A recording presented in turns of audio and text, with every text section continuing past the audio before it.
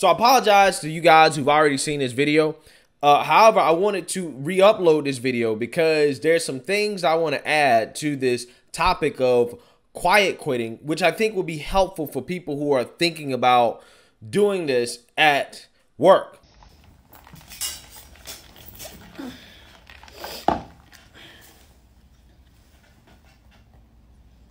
Okay, let's see. Goal for today, 500 calls. We're doing 50. We're doing 50. It's Maple Muffin Monday, everyone. Let's go to the break room. Did you watch last week's episode of The Bachelorette? Yeah, good drama, right? Hey, Veronica, you have till end of day to finish all this extra work.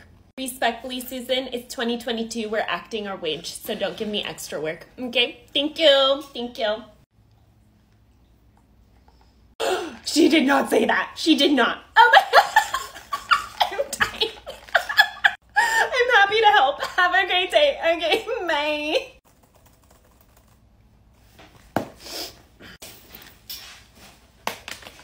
Everyone have a great night. Okay, bye. Bye. All right, guys. So what you just witnessed there was a TikToker's display of quiet quitting. The newest corporate workplace trend that is sweeping Generation Z. If you guys don't know what quiet quitting is basically the concept that workers who don't feel like they're paid enough should not have to go above and beyond for their employers, right? They shouldn't have to stay longer, put in extra work, take on more assignments, do any of the things that people who have drive and motivation normally do when they want to move up in the workplace. No. The Gen Z worker, right, feels like, hey, if I'm not getting paid what I want to get paid right now, then you know what? I'm just going to do the bare minimum. Okay. I'm going to do the bare minimum. Okay. And again, this trend has swept the country.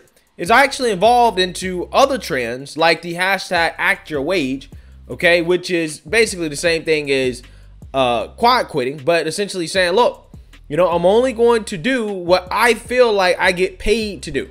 Nothing more, nothing less. So if you pay me what I don't feel like I deserve to be paid, I'm only going to do what I feel like I should be doing. Right?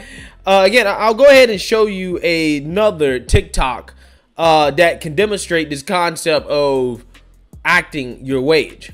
Good morning, everyone. Welcome to Acting Your Wage 101, where I teach you how to not overextend yourself for a job that doesn't care about you or pay you enough.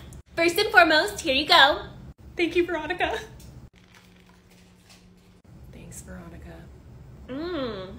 Always remember that the amount that you're getting paid does reflect the amount of work that you put in, okay? If Susan tries to give you the work of two people, you are one person, what do? Yeah, you complete all of it so that you can take on more work so that Susan will be proud of you. Deborah, oh, no, that's not what you're gonna do, right? You're gonna say, Susan, unless you're gonna pay me the salary of two people because I'm one person, I'm not gonna do that respectfully. Respectfully, I decline, right? Repeat after me. Respectfully, I decline, Susan, okay? Respectfully, I decline, Susan, okay. Oh, it's time for a 10-minute break. Let's go. Deborah, oh my God, you're typing so vigorously that you're sweating. Oh my God, you're not getting paid more for typing faster. Calm down, okay? All right, everyone. Well, it is 5 o'clock and I can't miss Hocus Pocus, okay? Anyways, we'll continue this tomorrow. Everyone have a great night. Okay, thank you. Bye, bye. I'm watching Hocus Pocus with you, Veronica. Yeah, so this trend is a HR professional's worst nightmare. In fact, HR professionals have took to TikTok to push back against this concept of quiet quitting. You think that you're going to get back at your employer by quiet quitting? That new phenomenon, which is you doing just the bare minimum at work to get by, basically just cashing a paycheck. Well, my name's Anna Papalia. I've been an HR consultant for a long time, and I've been in recruiting for over 20 years. This is not a new phenomenon. And I have news for you. You're not hurting your employer at all. You're actually benefiting the younger, hungry people behind you. Let me share a quick story with you. When I was in about my third job in the corporate world, I joined a very large insurance brokerage. My boss at the time, he had quiet quit years ago, totally disengaged, and he was really just had no motivation, and he was lousy at his job. I was young, I was hungry, and I immediately identified it as an opportunity. So for every one placement that he made, I made 20. I ran circles around him. And in 8 months, the higher-ups noticed. They didn't really care so much that he had been quiet quitting all those years. They saw my potential. They saw how much I could do, and they laid him off, and they promoted me. So while you think that quiet quitting is some revolution, it's not. It's only going to hurt you. I think that if you're tempted to quiet quit, the real question you should be asking yourself is why? Why are you in a job that you hate so much? Why are you so disengaged? Why do you feel as though you have to get back at your employer? You shouldn't be living a life that makes you feel so miserable and feeling like you need to retaliate. If you want to quiet quit, do yourself a favor. Just really quit. Yeah, so as I told you guys at the beginning of this video is a re-upload because I don't think I did a good job in the last video of making this video helpful, okay? Because I want to make sure that people who are going through this don't end up permanently damaging their reputations by participating in quiet quitting. Because when I was in corporate America, man, corporate America sucked, okay? It was terrible, right? It was a terrible place for me, right? But I still came to work every single day on time. I worked every day, right? I never took days off, even in snowstorms.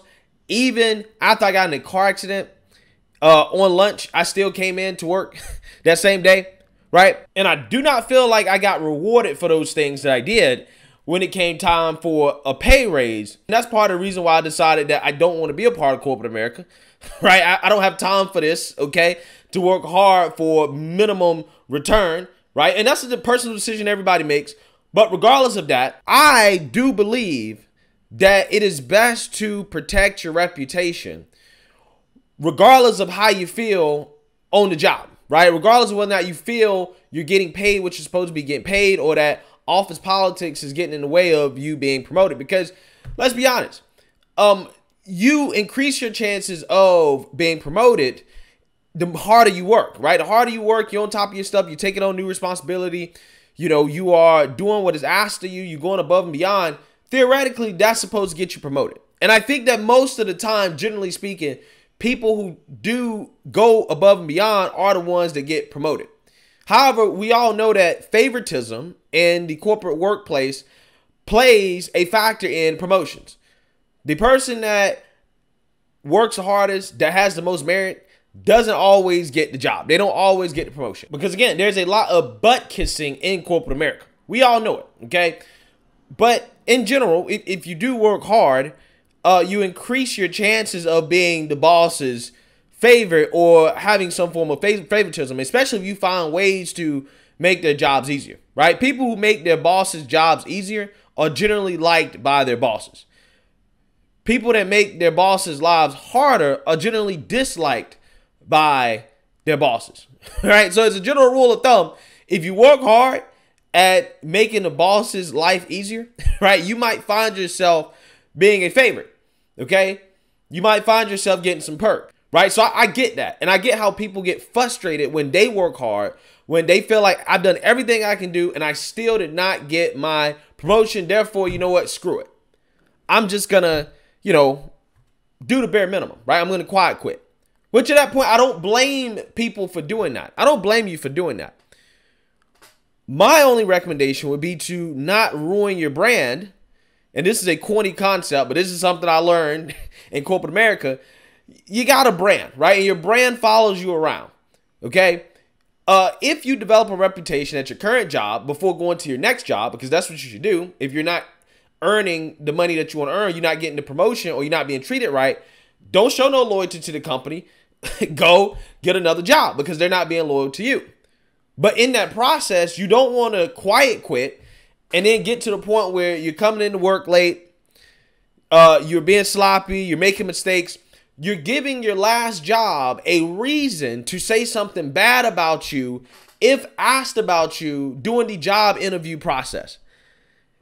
That's something you don't want to end up doing. And that's why I say that you shouldn't quiet quit, right? the only time you should quiet quit is if basically you're going to start a business. Okay. Even if you're looking for another job, don't do it because you don't want to give your previous employer anything bad to say about you. But if you're starting your own business, preferably you still don't do it because you just never know if you have to come back to corporate America. But if you're starting your own business, I kind of get it, especially considering that working extra, working overtime at work, doing more work, that takes energy. It takes time. If it takes away from your passion, right, your purpose, the business that you're starting, your way out of corporate America, then I get it, right? Quiet quit all you want. It's for a purpose, okay? It's for a good purpose. But if that's not the case, then I really don't see under what scenario does it make sense to participate in this activity. Now, in my last video, I went off on a tangent, saying that, people that do this are lazy, blah, blah, blah. But I thought about it more, and I'm so far away moved from corporate America that sometimes I kind of forget how miserable I was in corporate America. So, I thought about, I'm like, okay, a lot of people are probably doing this because they're miserable. Not necessarily because they're lazy. There's definitely some people who are doing this because they're lazy. They just don't want to work hard, period. They just don't like working hard. But there are a lot of people that do work hard that just feels like they're getting shafted, right? That corporate America is taking advantage of them and abusing them, which is what corporate America does. And if that's the case, again, that's why it's important for you to make sure that you're taking care of your own reputation and that you don't show loyalty to a company that's not showing loyalty to you. But my last point here that I want to make to help people avoid all this stuff, and this is something I wish I knew when I was 19 and 20, okay? I feel like my life would be somewhat better, maybe. Maybe I would have made different decisions in college and in corporate workforce if I'd known this, is that you should do career planning as early as possible, right? Kids go to college, they're pushing to college not knowing what they want to do for a living, which means they spin their wheels in college, taking classes they don't need to take, while also racking up a tremendous amount of debt. Then they end up being pushed into a job that they don't really want because they still don't know what they want to do, and then they end up like this. And most likely, if you go to college and you just end up doing something generic because you don't know what you want to do, most likely you're going to get a lower paying job because you didn't specialize. You just got a generic degree and you said, okay, I'm just going to try to get a job with it. This is why before kids go to college, you need to know what you want to do. And you probably shouldn't go to college until you know what you want to do. Until you know exactly what you're going to college for, you can develop a game plan. Because if you know what a job entails, you know what it takes to move up in the industry, you've done your research, all your homework and all that stuff, you can avoid stuff like this, right? You can avoid stuff like this to a certain extent. Obviously, there are going to be certain places where the bosses are just going to be terrible. It's not going to work out. But again, if you work hard, if you actually have talent, you have skill, if you protect your reputation, your brand, you can always get a job at another company. And eventually some company will appreciate you, right? They'll appreciate you and they're going to treat you right. But I don't see any scenario in which, to me, it benefits to quiet quit, even though I understand why a lot of people do it. So let me know what you guys think. Make sure you like, comment, and subscribe. Most importantly, share a Black conservative perspective. Peace.